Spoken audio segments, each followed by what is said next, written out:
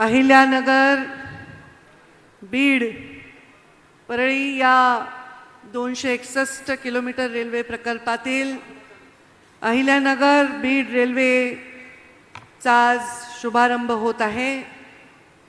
या शुभारंभाला मंचावर उपस्थित या राज्याचे अत्यंत कष्टाळू आणि कर्तृत्वान मुख्यमंत्री, ज्यांच्याशिवाय ही रेल्वे शक्य झाली नसते असं म्हणलं तर वावगं ठरणार नाही, आदरणीय देवेंद्रजी फडणवीस।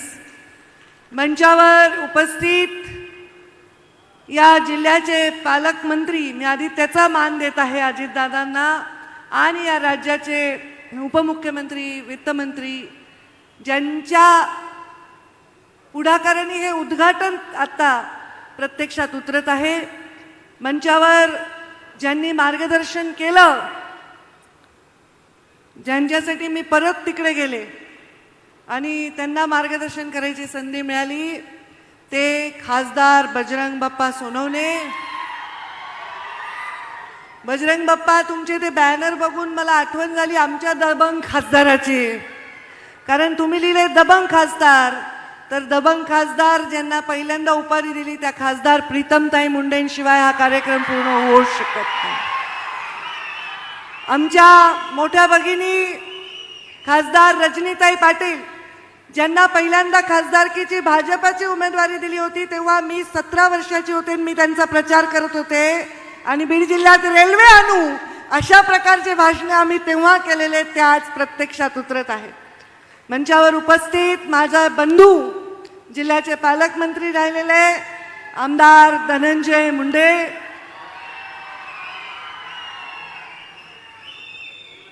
खरं तर धनंजय मुंडे यांनी पण मागणी केली देवेंद्रजींना, ते स्वतः मुख्यमंत्री महोदय त्यांच्या भाषणात सांगतील।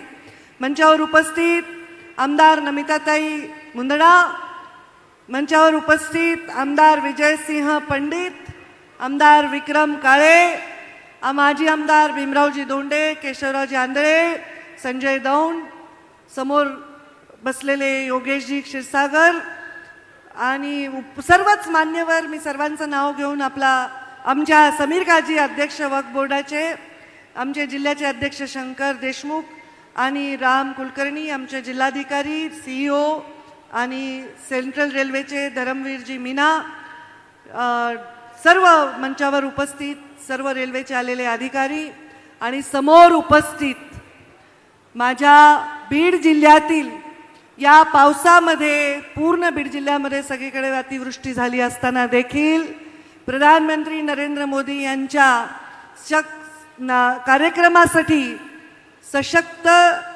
स्वस्थ नारी सशक्त परिवार या कार्यक्रमासाठी आणि आमच्या मुख्यमंत्र्यांच्या हस्ते या उद्घाटनासाठी शुभारंभासाठी उपस्थित माझ्या बीड जिल्ह्याची बहादर जनता, दोन्हीकडून एकदा टाळ्या होऊ द्या। जे जे या रेल्वेत बसणार आहे त्यांना या रेल्वेसाठी कोणाचं योगदान किती हे पूर्णपणे माहीत आहे। मी श्रेयाच्या विषयामध्ये जाणार नाही, कारण मी या जिल्ह्याची पालकमंत्री म्हणून 5 वर्ष काम केलं असलं तरी अखेरच्या श्वासापर्यंत या जिल्ह्याचे पालक म्हणूनच या जिल्ह्याची भूमिका बजावणार आहे।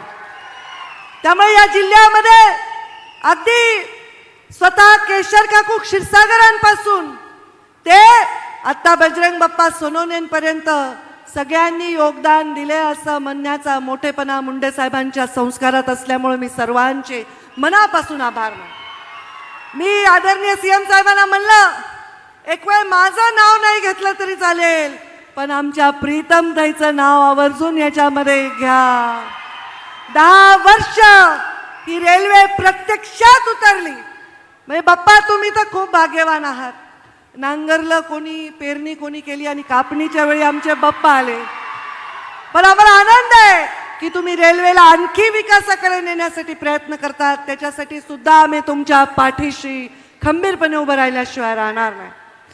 मला आठवतं जेव्हा मी रजनीताईंच्या प्रचाराचा उल्लेख केला, आम्ही प्रचार करत असताना 16-17 वर्षाची मी जायचे, छोटे छोटे 10-20 लोकांच्या समोर भाषण करायचे, तेव्हा मला वाटायचं रेल्वे काय आहे, कारण आमच्या परळीमध्ये रेल्वे होती। रेल्वे बीड जिल्ह्याच्या आर्थिक उन्नतीसाठी किती आवश्यक आहे हे मला गोपीनाथराव मुंडे साहेबांनी समजावून सांगितलं. आणि जेव्हा ते खासदार झाले, मुंडे साहेब 2009 मध्ये खासदार झाले, तोपर्यंत 2009 पर्यंत अख्ख्या जेवढे वर्ष झाले फक्त 64 कोटी कुठे लँड ॲक्विजिशनसाठी, कुठे अधिकाऱ्यांच्या कुठल्या सर्वेसाठी वगैरे आले होते. पण मुंडे साहेब जेव्हा खासदार झाले तेव्हा पहिल्यांदा मुंडे साहेबांनी मोठा निधी या रेल्वेसाठी आणला. आणि केवळ मुंडे साहेबांच्या काळामध्ये म्हणजे 2010 ते 14 मध्ये जवळपास 450 कोटी रुपयाचा निधी रेल्वेसाठी विरोधी पक्षातले खासदार असून देखील आणला. आणि मुंडे साहेबांनी त्यावेळी त्यांचे मित्र असणारे आणि राज्याचे नेता असणारे जेव्हा मुख्यमंत्री विलासरावजी देशमुख होते तेव्हा त्यांना सांगितलं की आपण दोघेही मराठवाड्यातले आहोत आणि मराठवाड्याच्या विकासासाठी, बीड जिल्ह्याचा मागासलेला जिल्ह्याच्या विकासासाठी आपण जर निर्णय केला की राज्य शासनाने पैसे दिले अर्धे आणि केंद्र शासनाने, तर हा रेल्वे मार्ग पूर्ण होईल. आणि तेव्हा त्यांनी त्याला तत्वता मान्यता दिली. पण खरं त्याला स्वरूप कोणी दिलं तर ते आत्ताचे आमचे विद्यमान मुख्यमंत्री आणि तेव्हाचे मुख्यमंत्री देवेंद्रजी फडणवीस यांनी टाळ्या हात वर करून, ज्याला बीड जिल्ह्याचा स्वाभिमान आहे, ज्याला बीड जिल्ह्याच्या रेल्वेची कदर आहे, त्यांनी हात वर करून टाळ्या वाजवून आदरणीय देवेंद्रजी यांचे आभार मानले पाहिजे. 2014 मध्ये मुंडे साहेब मंत्री बनून केवळ 6 दिवस जगले, या जिल्ह्यामध्ये जीवित रूपात येऊ शकले नाही. आज त्यांची आठवण मला काय, तुम्हाला प्रत्येकाला येते. सगळ्यांना, जे बाप्पांना टाळ्या मारतायत त्यांनाही येते, जे मला टाळ्या मारतायत त्यांनाही येते. कारण मुंडे साहेबांच्या नावाविषयी कोणाच्या मनात किंतु परंतु कधीच नाही. मुंडे साहेबांनी या रेल्वेच्या त्यांच्या जाण्यानंतर आमचे प्रधानमंत्री नरेंद्र मोदी, आज त्यांचा वाढदिवस आहे आणि त्या निमित्ताने हा कार्यक्रम होते, त्यांच्याही मनापासून आभार टाळ्या वाजवून सगळ्यांनी व्यक्त केले पाहिजे. त्यांनी मुंडे साहेब 3 जून 2014 वारले. 2 जून 2015 त्यांनी मीटिंग घेऊन स्पेशल पर्पज व्हेकल जाहीर केली. यामुळे 50% राज्य शासन आणि 50% केंद्र शासनाने एका झटक्यात 2600 कोटी सुमारे मंजूर केले. आणि आमच्या देवेंद्रजींनी तात्काळ 2015 मध्ये 292 कोटी रुपये एका झटक्यात रेल्वेसाठी दिले. त्यानंतर मधला एक वर्ष फक्त 29 कोटी आले. बाकी सतत म्हणजे त्यांनी ती तजवीज करून ठेवली. जसं एखाद्या आईवडील आपल्या मुलासाठी चांगला व्यापार उद्योग उभा करतात आणि मग मुलाला ते पुढे नेण्यासाठी सोपं होतं, तसं या सगळ्यांनी तजवीज करून ठेवली. आणि म्हणून आता ही रेल्वे परिपूर्ण आपल्याला बघायला मिळते. आम्ही यांचा ट्रायल रन घेतला होता, तेव्हा देवेंद्रजी फडणवीस तेव्हाही होते आणि तेव्हा प्रीतमताई खासदार उपस्थित होत्या, रावसाहेब दानवे तेव्हा रेल्वे मंत्री होते. आपल्या या रेल्वेच्यासाठी आम्ही सुरेश प्रभूंचे खास आभार मानण्यासाठी त्यांना 12 डिसेंबरला परळीला बोलवून त्यांचा सत्कार केला होता. आणि त्यांनी सुद्धा त्यांच्या रेल्वे मंत्री पदाच्या काळात भरभरून मदत केली. पियुष गोयलांनी मदत केली, दानवे साहेबांनी मदत केली. आणि मोदीजींच्या संकल्पनेतून एक अक्षरशः म्हणजे 2 जूनला 3 जूनला मुंडे साहेबांची पुण्यतिथी होती आणि 2 जूनला हे मंजूर झालं. याबद्दल देवेंद्रजींचे कोटी कोटी आभार मानते. आज दादा पालकमंत्री आहेत आणि दादांच्या कामाचा सगळ्यांना सपाटा माहिती आहे, त्यांची पद्धतही माहिती आहे. दादांनी तर आज सकाळी 6 वाजताच उद्घाटन केलं म्हणे. हो दादा, तुम्ही बीड जिल्ह्यामध्ये दर आठवड्याला या सगळ्यांना सकाळी लवकर उठायची सवय लागून जाईल. 6 वाजताच हॉस्पिटलचं उद्घाटन केलं. पण दादा, थोडं थोडं मी पण तुमच्यासारखं केलं. 7 वाजताच मी आज पूरग्रस्तांसाठीचा दौरा केला.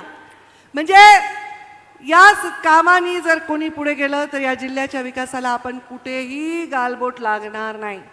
मी या जिल्ह्याच्या पालकमंत्री होते, ग्रामीण विकास मंत्री होते, तेव्हा या जिल्ह्यात दादा एकही पंचायत समिती नव्हती, जिल्हा परिषदला इमारत नव्हती. सगळ्या पंचायत समिती आणि जिल्हा परिषद ग्रामीण विकास मंत्री झाल्यावर झाल्यात. बघा, स्वातंत्र्य मिळवून एवढ्या वर्षानंतर आमच्याकडे साधे पंचायत समितीची इमारत स्वतःची नव्हती, त्या केल्या. मुख्यमंत्री ग्राम सडक योजना देवेंद्रजी फडणवीस यांच्या संकल्पनेतून आम्ही मुख्यमंत्री ग्राम सडक योजनेला जन्म दिला. आणि एकट्या बीड जिल्ह्यामध्ये 1900 किलोमीटर रस्ते हे आम्ही 5 वर्षामध्ये ग्रामीण रस्ते पूर्ण केले, जे प्लॅनवर नव्हते ते सुद्धा रस्ते पूर्ण केले. आणि दादा, तुम्हाला आवडेल की थर्ड पार्टी ऑडिट केलंय, कुठलंही बोगस 1 रुपयाचं बिल त्या काळात आम्ही उचलू दिलं नाही. सगळ्या कामाचं थर्ड पार्टी ऑडिट हे केलेलं आहे. त्यामुळे आमचा बीड जिल्हा हा डोंगर दऱ्यातला बीड जिल्हा आहे, डोंगर कपारीतला आहे, ऊसतोड कामगारांचा आहे, कष्टकऱ्यांचा आहे, पण स्वाभिमानी माणसांचा देखील हा बीड जिल्हा आहे. आणि खूप कष्टात राहिलो, पण कधीही बीड जिल्ह्याच्या लोकांनी आपला स्वाभिमान कधीही गहाण टाकला नाही. आज बीड जिल्ह्याच्या विकासामध्ये देशात आमचं सरकार, मोदीजींचं सरकार, राज्यात आमचं महायुतीचं सरकार, स्वतः देवेंद्रजी फडणवीस मुख्यमंत्री, हा सुवर्ण योग आहे. त्यामुळे जे जे बीड जिल्ह्याच्या विकासासाठी आवश्यक आहे ते करायचं आहे. त्याच्यात पुन्हा दुधात साखर म्हणजे स्वतः दादा हे आपले पालकमंत्री आहेत. नुसते दादा पालकमंत्री आहेत याचं काही महत्त्व नाही, दादा वित्तमंत्री आहेत. त्यामुळे सर्वांनी, दादा थोडं तुम्ही आम्हाला बारामतीपेक्षा जास्त म्हणणार नाही, पण तेवढं तरी आम्हाला आर्थिकदृष्ट्या आपण शक्ती द्या. म्हणजे हा बीड जिल्हा कसं आहे, प्रगत जिल्ह्यामध्ये राजकारण करणं सोपं आहे.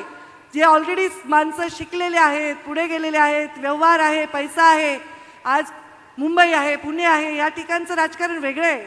पण हे डोंगर कपाऱ्यातले लोक आधीच पैशानी, त्यांच्याकडे आर्थिक परिस्थिती नाही, त्यांच्याकडे रोजगार नाही, अशा ठिकाणी काम करून उभा करणं जिल्हा सोपं नव्हतं. पण रेल्वे आली, आम्हाला नितीनजी गडकरी यांनी 10,000 कोटीचे राष्ट्रीय मार्ग दिले. त्यामुळे या बीड जिल्ह्यामध्ये आता लोक उद्या इन्व्हेस्टमेंटच्या दृष्टीने सुद्धा बघू शकतात, कारण आता कोणी आपल्याला अडवू शकणार नाही. पाण्याचाही प्रश्न बऱ्याच अंशी देवेंद्रजी फडणवीस यांनी मार्गी लावण्याचा निश्चय केलेला आहे आणि तो नक्कीच मार्गी लावल्याशिवाय राहणार नाही. मी आपल्या सर्वांना आज रेल्वेमध्ये बसून, आपण एकदा तरी जा, रेल्वेमध्ये बसून जा. आता कोणी कोणी जा, नवीन लग्न झाले, नवरा बायको जाऊन रेल्वेपर्यंत जाऊन नगरला जा, काहीतरी खाऊन पिऊन बायकोला फिरवून आणा. कोणी आपल्या आईवडिलांना घेऊन जा नगरपर्यंत. आणि ह्या रेल्वेला अभिमानाने बघा, स्वाभिमानाने बघा, श्रेयवादाने याला बघायची गरज नाही. आता अमोल गलदरचं नाव घेतलं, आता ह्या सगळ्या पोरापोराच तो नाही आहे, पण ह्या मुलांनी सुद्धा हे आंदोलन उभं केलेलं आहे. अनेक लोकांची नावं घेता येतील, मी वेळेअभावी घेऊ शकणार नाही. अनेक पत्रकार त्याच्यामध्ये आहेत, अनेक सामान्य नागरिक आहेत. पण हे भाग्य आहे की मोदीजी प्रधानमंत्री झाले आणि मोदीजींनी राज्याचा प्रचार बीडमधून सुरू करून इथे शब्द दिला, ते रेकॉर्डवर वाक्य आहेत की गोपीनाथ मुंडे का ये सपना मैं पूरा करूंगा, बीड जिल्हे को मैं रेल्वे जरूर दूंगा. आणि त्यामुळे आज त्यांच्या वाढदिवसाच्या निमित्त ह्याचं लोकार्पण होतं आहे, शुभारंभ होतं आहे. याबद्दल परत एकदा आनंद व्यक्त करते. आणि दोन्ही नेते म्हणजे आमचे मुख्यमंत्री आणि उपमुख्यमंत्री यांना सांगते की तुम्ही कृपादृष्टी बीडवर वित्तीय बाबतीत ठेवा. इथे एकही या भागामध्ये काम चुकीचं होऊ दिलं जाणार नाही याची खात्री आम्ही सर्व देऊ. आणि आमच्या बीड जिल्ह्याचं सुजलाम सुफलाम होऊन नाव हे चांगल्या परीने राज्यात घेतलं जाईल असं काम करू. धन्यवाद. जय हिंद, जय महाराष्ट्र. खूप खूप धन्यवाद मॅडम आपल्या मार्गदर्शनाबद्दल. आता मी माननीय उपमुख्यमंत्री महाराष्ट्राचे आणि बीडचे पालकमंत्री श्री अजितदादा पवार सरांना विनंती करतो की त्यांनी ह्या प्रसंगी आम्हाला मार्गदर्शन करावे, आपलं मनोगत व्यक्त करावे. आपल्या राज्याचे लोकप्रिय मुख्यमंत्री माननीय देवेंद्रजी फडणवीस साहेब, मंत्रिमंडळातील माझे सहकारी पंकजाताई मुंडे, आपल्या विभागाचे खासदार बजरंग सोनवणे, राज्यसभेच्या खासदार रजनीताई सातव, विधिमंडळातील सहकारी धनंजय मुंडे, विक्रम काळे, सुरेश धस, संदीप क्षीरसागर, नमिता मुंदडा, विजयसिंह पंडित, माजी आमदार भीमराव धोंडे, संजय दौंड, रेल्वे विभागाचे मध्य रेल्वेचे GM धरमवीर मीनाजी, राजेश कुमार वर्माजी, रजनी